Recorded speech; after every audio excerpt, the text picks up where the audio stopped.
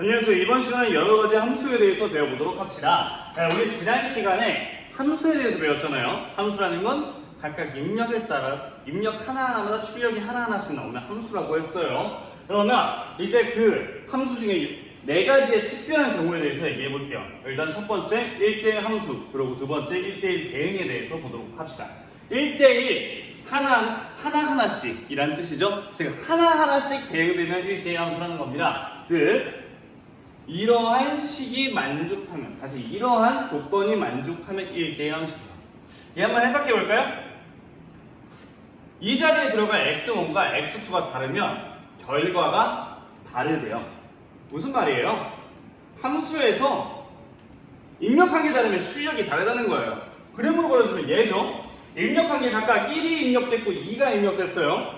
얘네들이 겹치면 안 된다는 말이에요. 어떤 1과 3을 비교하든 2와 3을 비교하든 어떻게 비교하든 입력이 다르면 그 결과가 겹치면 안 된다. 1을 넣었으면 B가 나오고 2를 넣었으면 D가 나오고 하는 것처럼 이 두 개의 화살표의 끝이 겹치면 안 된다라고 하는 게 바로 1대1 함수라는 거죠. 그럼 얘를 반대로 말하면 이런 말이 될 수 있겠죠? 얘 뭐예요? 결과가 같으면 입력이 같다. 출력한 값이 같으면 입력한 값이 같다. 즉 처음부터 얘는 무슨 말이냐? 얘처럼 B라는 녀석을 출력하고 싶어요. 그러면 1밖에 넣을 수가 없다라는 거죠. 즉 D라는 녀석을 출력하고 싶어요. 그럼 얘처럼 2라는 녀석밖에 넣을 수 없다라는 겁니다. 결과가 같으면 입력한 것도 같다라고도 해석을 할 수 있게 되겠죠. 우리는 그것을 바로 1대1 함수라고 얘기합니다. 길게는 정의역인 x에서 공역인 y로의 1대1 함수라고 얘기를 하고요. 그럼 이 1대1 함수에서 1대1 말고 대응이라는 말까지 더 붙었어요. 그냥 1대1 함수에서 1대1 대응이라는 말까지 더 붙은 겁니다. 그러면 이 대응이라는 말까지 붙으면은 과연 얘는 어떤 상황을 말하고 있는지 한번 얘기해 보도록 합시다. 1대1 대응이라는 것은요, 방금 말한 것처럼 1대1 함수의 조건을 그대로 갖습니다. 얘는 기본적으로 1대1 함수라는 거예요. 결과가 겹치면 안 된다는 거죠. 즉, 결과가 겹치지 않는 상태에서 두 번째 조건이 하나 더 붙죠. 치역과 공역이 같다라는 말까지 합니다. 그럼 치역이 뭐고 공역이 뭔지 다시 한번 생각해 볼까요? 다시 공역이라는 거는 결과로 나올 수 있는 건 다 모아둔 거예요. 일단 나올 가능성이 조금이라도 있으면 다 모아놓은 거죠. 결과로 나올 수 있는 건.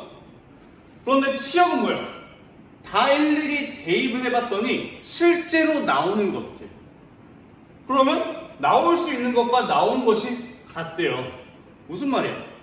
나올 수 있는 건 다 나왔다는 거예요. 실제 함수에 대입해보니까 나올 수 있는 건 다 나왔다. 즉, 나올 수 있는 것 중에 남는 게 없다라는 말이 되는 거죠. 그래프로 그리면 이렇게 됩니다. 일단 기본적으로 1대1 함수이기 때문에, 즉 결과가 겹치면 안 되겠죠, 얘처럼.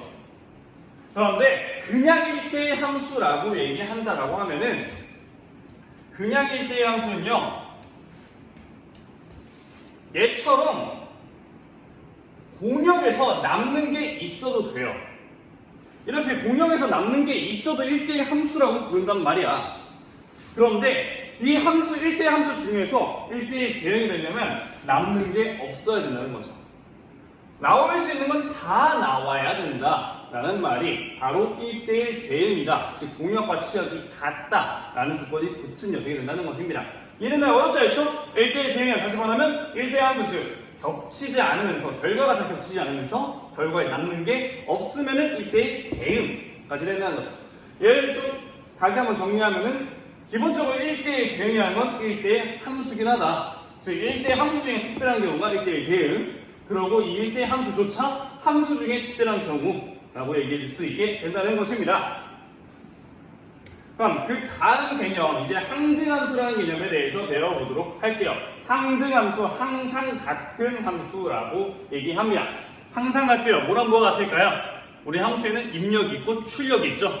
입력한 값이나 출력한 값이 항상 같으면 항등함수라고 얘기합니다. 즉 이렇게 써지는 식이 되겠죠. 한번 해석해 볼까요? 들어가는 게 x가 들어갔으면 나오는 것도 x가 나온다 라는 말이 되겠죠. f라는 함수에 x를 넣으면 x가 나온다. 입력과 출력이 모두 항상 같다라는 것이 바로 항등함수가 되겠고요. 얘는 그림으로 표현하면 이러한 그림으로 표현할 수 있게 됩니다. 그런데 항상 입력한 것과 나오는 것이 같으려면은 정의역, 즉 늘 수 있는 것의 모임이나 나올 수 있는 것의 모임이 같아야겠죠. 기본적으로 그래서 항등함수라는 것은 공역과 치역이 같습니다. 다시 공역과 정의역이 같습니다. 이렇게 그 상태에서 1을 넣으면 1이 나오고 2를 넣으면 2가 나오고 3이 넣으면 3이 나온다. 는 게 나온 것과 같다라고까지 얘기해 줄 수 있으면 얘는 x에서의 항등함수다 라고 얘기해 줄 수 있게 됩니다. 그리고 우리 x에서의 항등함수라는 것을 이런 ix라는 표시로 표현해 주기도 하고요. 그러면 우리 실수 전체에서 제 x에다가 모든 실수를 다 넣을 수 있다 칩시다. 그 상태에서 그래프를 한번 그려볼게요. 그러면 얘는 y는 x라는 그래프와 동일하게 그려진다고 합니다. 즉 이 그래프 해석하기를 1,1이라고 2,2지라고 3,3 지난다고 해석하잖아요. 그럼 무슨 말이에요? 1,1을 지난다는 것 자체가 1을 넣으면 1이 나오고 2,2 지난다는 게 1이면 2는 나오고 3,3은 3 넣으면 3 나온다 라고 하니까 어떤 값을 넣어도 항상 다 같기 때문에 y는 x라는 녀석의 그래프와 똑같이 생겼다라고 얘기해 줄 수 있게 되겠죠. 그 와중에 하나도 겹치지 않고 공역이 정역과 같으니까 공역 중에 남는 게 없으니까 얘는 그냥 1대1 대응의 함수 중에 하나다라고 얘기해 줄 수까지 있을 거고요. 이 상태에서 얘는 항등함수일까요? 얘는 항등함수가 아니죠. 왜냐? 얘 같은 경우는 공역과 정역과 공역이 다르잖아요. 이런 공역 중에 남는 게 있어 버리잖아요. 정역에는 4라는 녀석이 없었는데 공역에 4가 있어요. 우리 항등함수는 정역과 공역이 같은 함수라고 얘기했습니다. 하지만 얘는 다르죠. 그렇기 때문에 얘는 분명히 항등함수가 아니게 됩니다. 그러면 이제 마지막으로 상수함수에 대해서 한번 같이 보도록 합시다. 상수함수라는 것은요, 일단 변수가 있고 상수가 있죠. 변수 x, y, z 한번 생각해보면 변수 x, y, z 등등 변수라는 거는 어떤 상황에 따라서 얘가 1이 안에 들어가는 게 1이 될 수도 있고 2가 될 수도 있고 3이 될 수도 있고 그 안에 들어가는 수가 계속 변화할 수 있는 게 변수예요. 하지만 상수라는 건 뭐예요? 상수 k라는 거. 만약에 얘가 1이라고 정해져 있다고 봅시다. k라는 값이 1이야. 그럼 얘는 계속 1인 거야. 변하지 않는 거지. 항상 어떤 상황에 반응해도 얘를 k는 1이라고 말하면 얘는 1인 거야. 즉 상수 k다라고 이런 식으로 k는 상수다라고 얘기하면은 얘는 이 상황 속에서 항상 변하지 않는다는 거죠. 예를 들어서 이런 꼴이 되겠죠. fx는 3이다라고 하면 이 3이라는 이상 계속 변하지 않죠. 즉 이런 모양새가 되면 이런 식이 된다라고 하면은 얘는 상수함수라고 얘기해 줄 수 있게 된다는 겁니다. 왜 그러냐? 상수함수라는 걸 상수는 변하지 않는다라고 얘기했죠. 그럼 뭐가 변하지 않고 상수에서? 결과가 변하지 않으니까요. x에다가 1을 넣든 1을 넣든 3을 넣든 그 결과는 얘를 대입한 결과는 3으로 절대 변하지 않게 되죠. 그래서 얘는 상수함수다라고 얘기해 주게 됩니다. 얘를 그림으로 나타내면 이와 같이 표현하면 됩니다. 이 x자리 1을 넣든 1을 넣든 3을 넣든 항상 상관없이 그 결과는 하나로 통일된다. 결과는 3으로 변하지 않는다 라고 얘기해 줄 수 있기 때문에 얘는 상수함수다 라고 분명히 얘기해 줄 수 있게 되겠죠. 그러나 이러한 상수함수를 그래프로 표현하면 이러한 그래프, 즉 이 파란색 직선이 된다라고 합니다. 그런데 이게 특징이 어때요? x축과 평행하죠. 그럼 왜 x축과 평행한 직선이 될까요? 얘는 x값의 어떤 값을 넣든 대응되는 점의 y값, 즉 높이가 일정해야 되기 때문입니다.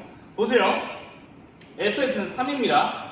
여기 a를 넣어도 3이고 b를 넣어도 3이죠. 즉 a를 대입했더니 대응되는 점은 a,3, 즉 a를 넣어도 3이다. b,3, b를 넣어도 3이다. 즉 여기에 또 임의로 c를 한번 넣어볼게요. c라는 녀석이 여기 있다 쳐요. 그럼 대응되는 점은 여기고 즉 c,3이다. 무슨 말이에요? f에다가 c를 넣어도 결과는 3이다. 즉 어떤 x값을 넣든 결과 높이는 3이 돼야 되기 때문에 x축과 평행한 직선이 그려질 수밖에 없다라고 얘기해 줄 수 있게 되겠죠. 여기까지 상수 함수에 대해서 배워봤고요. 여러 가지 총 4가지의 함수에 대해서 배워봤습니다.